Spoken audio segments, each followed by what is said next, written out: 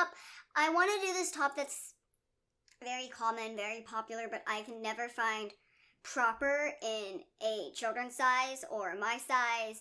And when I make it, or when I buy an adult size and I do the straps, it looks good, it looks nice, it fits, but I also want to know how to make it. So we're just going to do kind of a low cut halter top. We are doing this black mesh fabric. It's kind of like, you know those like cheap superhero cape fabrics? It's kind of like that. And it's see-through, especially when you stretch. But it has these little shapes, these little hexagon black, kind of latexy, kind of plasticky feeling texture on it. And it's kind of see-through when it stretches. And I'm thinking if it's going to stretch here, can't have it be see-through. So I am probably going to have to get a black lining for it. But for the time being, I'm just going to make a pink undersheath. To kind of go with this other two pieces I have to make in the future. And also because if I can make it kind of where it can go on top of other colors and be shown, that's great.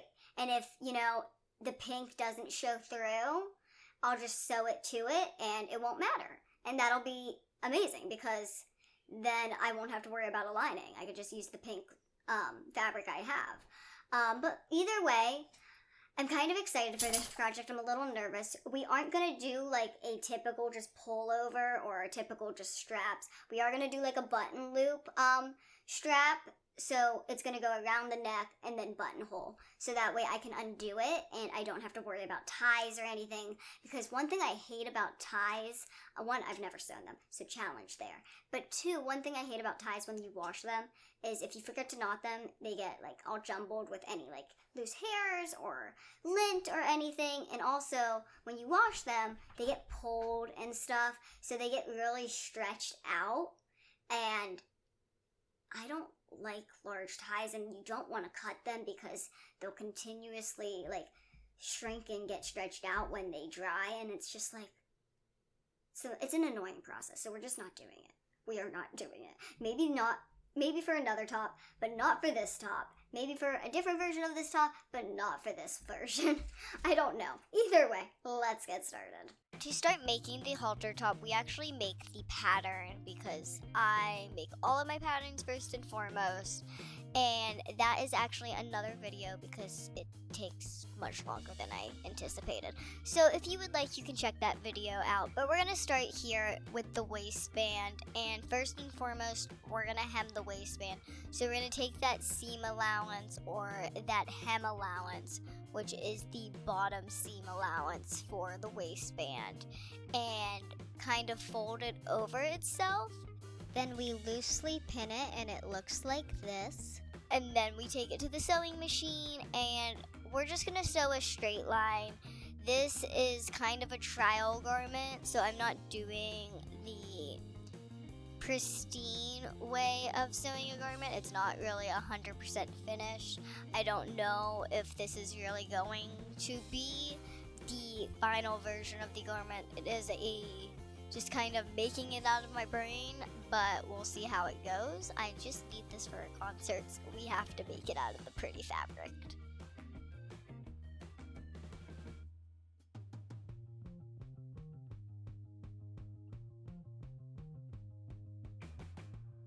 Don't forget to backstitch your garment before finishing. Then, once we're done sewing that straight line all the way down the waistband length, this is what it looks like. It kind of looks like a simple hem. The next step of the waistband is sewing the waistband together. Instead of doing a zipper, I am just doing a pullover halter top. So we're just going to sew the waistband together. And in order to do this, we're going to take the waistband and fold it over itself.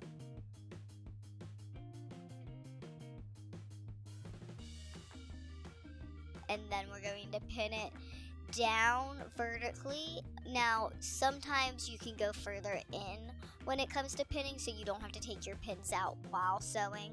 I tend to, especially when it comes to making videos, tend to put my needles in the way of sewing That way I can actually remember to take them out and actually focus on my fabric, because otherwise sewing for me is very therapeutic and I'll just endlessly sew even if it's not on the line I want to.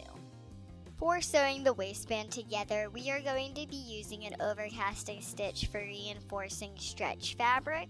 This is a number 9 on my model. If you are sewing, please make sure that you use the correct number on your model. Otherwise, it may go bad. It could go terribly bad. You could bunch up, you could just waste thread, you could not be sewing, all sorts of things could happen. Now, what I did not anticipate for this fabric was the fact that this fabric does move a lot. It is slippery on itself. I thought maybe it would stick a little more to itself like a pleather or something, but it doesn't.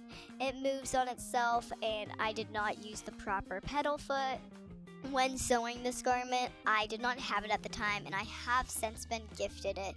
So thank you so much to my supporter who gifted it to me. You can actually check the video out on my channel. So if you would like to check it out, you can. But back to the garment.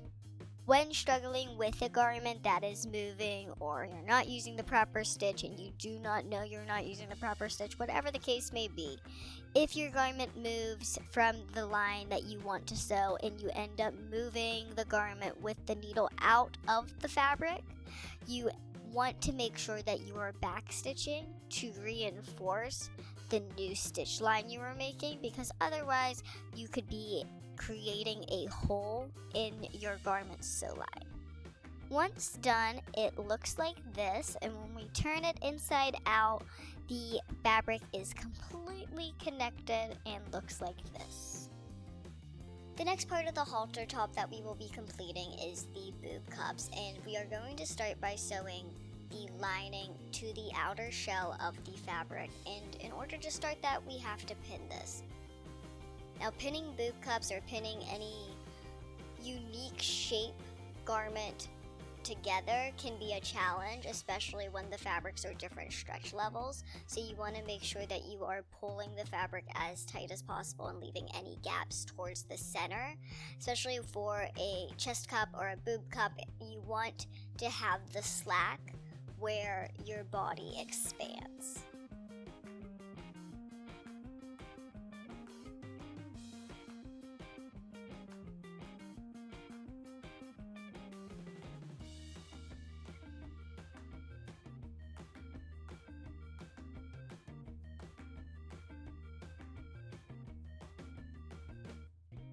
And then when we take it to the sewing machine, we are just going to do a straight stitch, but each time we pivot our fabric under our machine, we are going to backstitch. We are going to backstitch before starting the next area of stitching as well, just to make sure that these corners or these areas where we're moving are fully reinforced and won't create holes.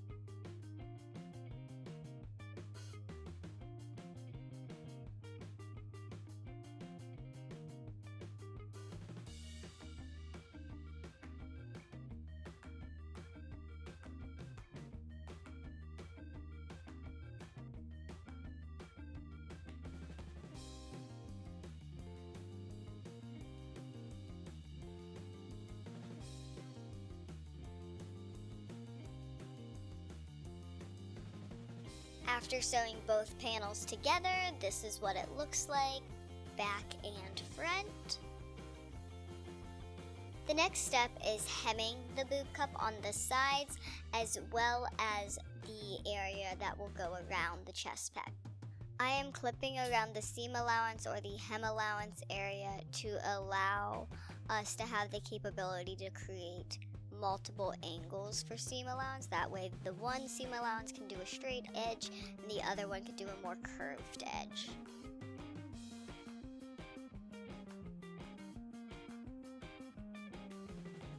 If you are making this, you want to make sure it is fit to your chest peg. As I am someone in a unique body, I make sure everything is for my unique circumstance.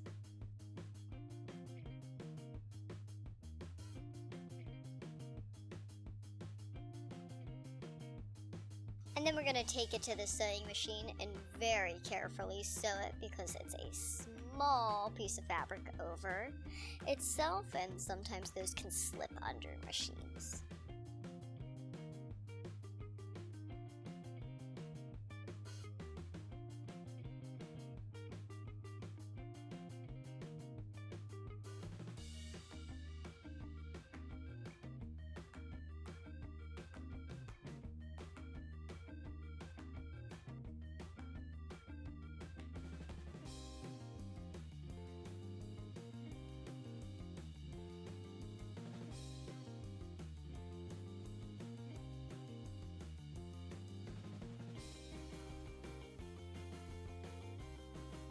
Once that's done, this is what it looks like, and now we're actually going to be sewing the two chest pecs or boob cup panels together. So we're going to face them to each other, nice sides facing inward, and we're going to just put some needles in it to kind of pin it together so we can take it to the sewing machine and just sew that line. Then we take it to the sewing machine and we sew once again like we do with a sewing machine.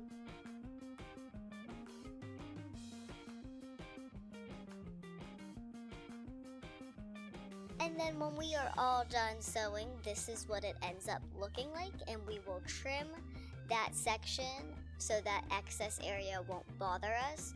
Usually I will also line it so it's smooth against the skin, but I don't have the time currently.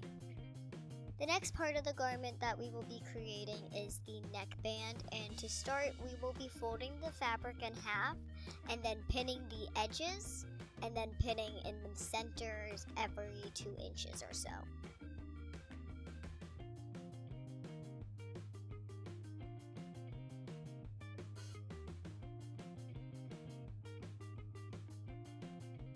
Then we'll take it to the sewing machine and sew a straight stitch as close to the edge of the fabric as possible.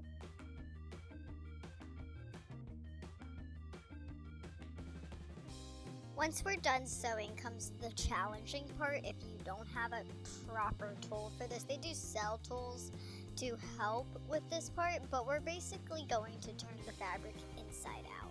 And this can be really difficult with smaller tubes. If you use it for hair bands or anything like a waistband or an armband or anything, it's a little bit wider and easier to deal with, but when you use it for a tie or a neckband or a shoulder band or anything like that, it's a little smaller. So you kind of just gotta work with the fabric and slowly pull the fabric through, and eventually, and I mean eventually, after probably 20 or so minutes of struggling, you finally have the full neckband turned inside out.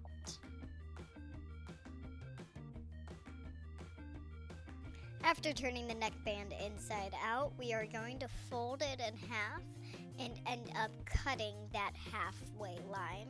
Initially, we're going to mark it to make sure that we have the proper line, and then we're going to cut. Always check twice and cut once. Then we're going to take each individual neckband piece and on one side turn the edges of it inside itself so that way we can sew a closed, pretty edge. Because otherwise it'll be a closed edge, but it'll have that loose, frayed look. And I would like it to look kind of finessed. Then we'll take that to the sewing machine and sew over that folded in line area to close that one side of the neckband. Once both neckband pieces have been closed on one side, on one piece of the neckband, we will be sewing a button, and the other we will be sewing a loop. For the button, we will be sewing it by hand, because it's a loop-in button and you kind of have to loop the thread through the button and then pierce the fabric, and then pierce the fabric again and thread through the button, because it's not just a typical buttonhole. It's a long process, but this is what I chose, and I'm not upset with it because it's super, super cute.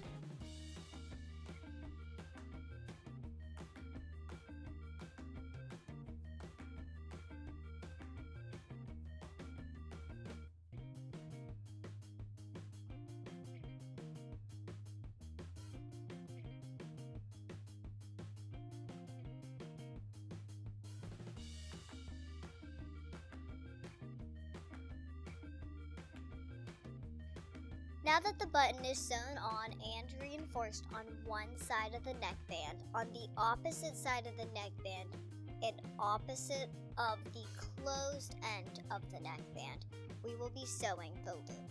This loop is on a piece of reinforced fabric, so we cut it from the extra spool of reinforced fabric and loops, and we're going to kind of slip this in to the neckband because it is kind of just perfect once we fold in that excess fabric, and we're going to take it to the sewing machine and sew a straight line versus hand sewing.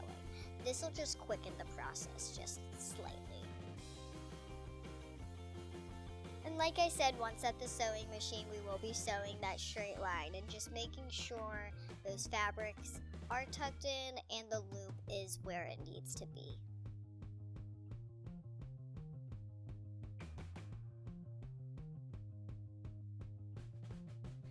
And once done, this is what the loop looks like. Honestly, I always give stuff a little pull to make sure that it is reinforced because you never want something to come undone. And then this is what the button one looks like. And of course, just like testing the loop before, I have to test it again, but this time with the button in there because we want to make sure that this can withstand the pull of the button. Now that we're done with the neckband, we have to do back ties. I know I said I wasn't going to do ties, but here we are. For the comfortability of the outfit and for it being secure, I have to do a back tie.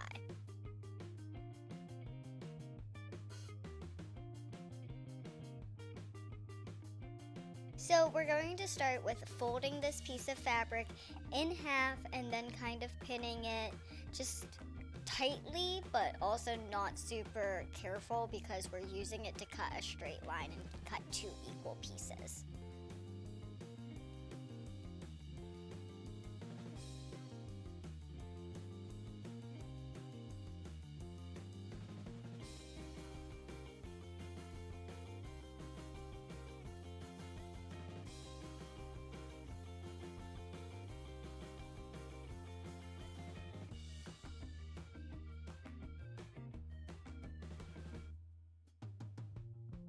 Once we're done with all the pinning, we will be doing the cutting and cutting it into two separate panels.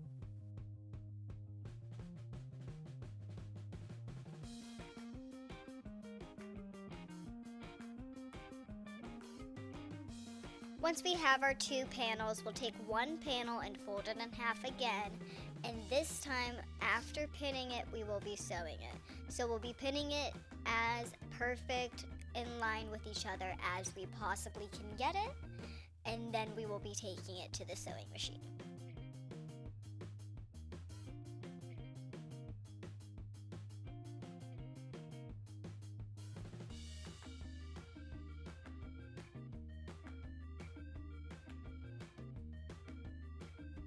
Once at the sewing machine, we will be doing just a straight stitch, but this time I will be doing a reinforced straight stitch. That way the ties, when they go through the wash or when they get pulled to tie on me, that straight stitch does not come undone because we do not want that.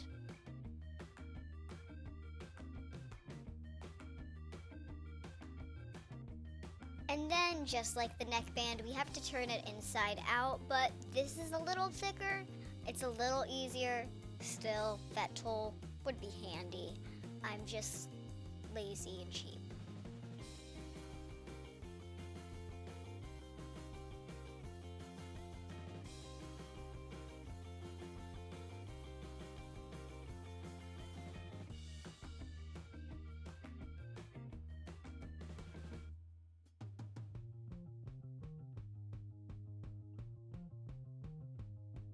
Once it's turned inside out, just like the neckties, we will be folding it inside itself. That way we can create a perfect edge for these ties. I am doing it in a diagonal just because that is my preference for how this tie shape will look. And the other side we will be just sewing flat so that way we can attach it to the halter top. And then when we're done pinning it, we will take it to the sewing machine and sew it to the best of our capabilities with making sure that fabric is facing inward.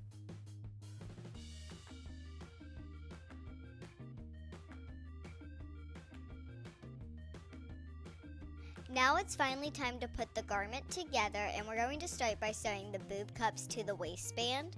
And to do this properly and make sure that the nice side is facing outward on both parts of the garment, we are going to sew the edge that was left over from the boob cups to the edge of the waistband. So we're turning the waistband inside out and then marking where we want the boob cups to be exactly lined up, and then we're going to pin the nice side to the inside or the bad side of the waistband. So it's nice side of the boob cups facing the bad side of the waistband.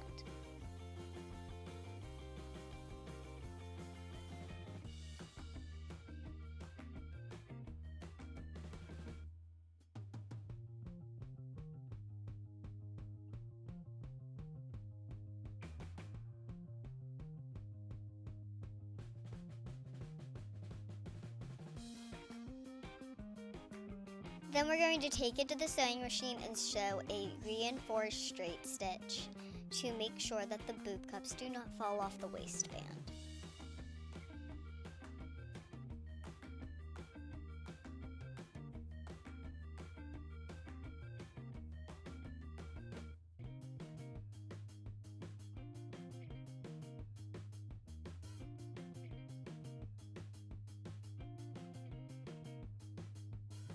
Next to go on the garment is the back ties, and to do this we are going to mark them on the sides of the boob cup, and then once we have them marked where we want, we will be taking it to the sewing machine.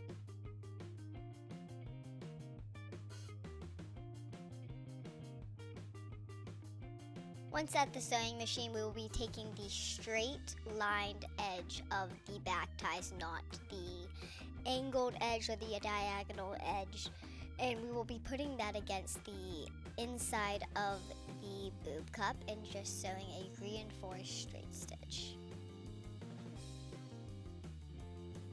I did this in 2 spots for the back ties, and this is what it looks like. And then the final part to sew on is the neckties or the neckband. And to do this, we are going to be marking where we want it to line up with the boob cups. It is a little longer than I need it to be, so we're going to sew it just downward. And to do this, we are going to mark where the length is unnecessary and then sew on that line upward.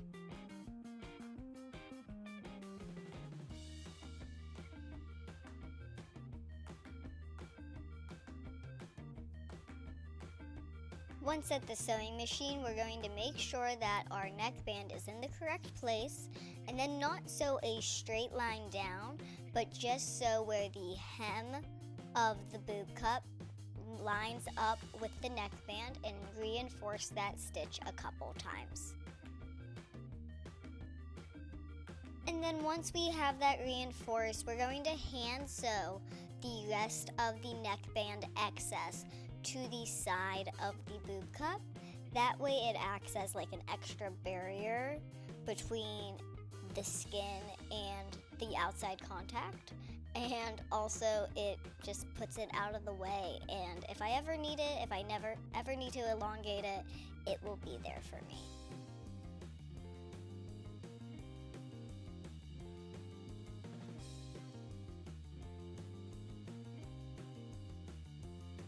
Now that everything is sewn on, we get to try the garment on and see how we did.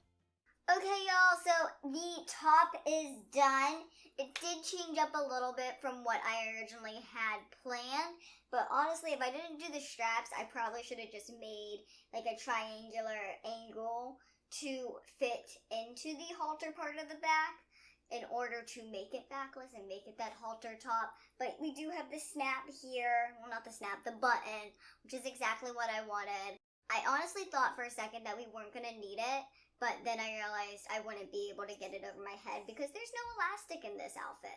Like, at all. No elastic really besides this way, and if I do it that way, then it becomes see-through and the little shapes kind of could flake off, and I didn't want that. So I'm really proud of myself overall. Did a lot of work. Did a lot of improvising, did a lot of changing. There are some things that I would change. I would change the boob cup shape. I would probably design it so it is diagonal versus eating that strap and having a strap design pattern as an alternative. Just because for a basic, I wouldn't want the strap. You know, the strap is an accessory to the garment, in my opinion. I definitely like the fabric. I definitely think I'm going to make it out of nicer, like more casual, comfy wear fabric to really get the determining factors of a pattern down. I think I really just need to make basic outfits in cotton and then figuring out if the pattern is 100% perfect and then make it in the pretty fabric and then see if it's something I would want for Fitclusion, because I definitely can see this being a shirt on Fitclusion, but the outfits it's going with is what, or the other garments it's going with, is what I want to eventually be on Fitclusion one day. Other than that, I have new projects coming up very soon. I'm working on a outfit to go with this. I'm working on another outfit to go with this as well because I'm going to use this for a concert I'm going to, and I'm really excited. But until then, I hope you enjoyed this video. Have an amazing day. Stay beautiful, stay positive, and do what you want with your life. Bye!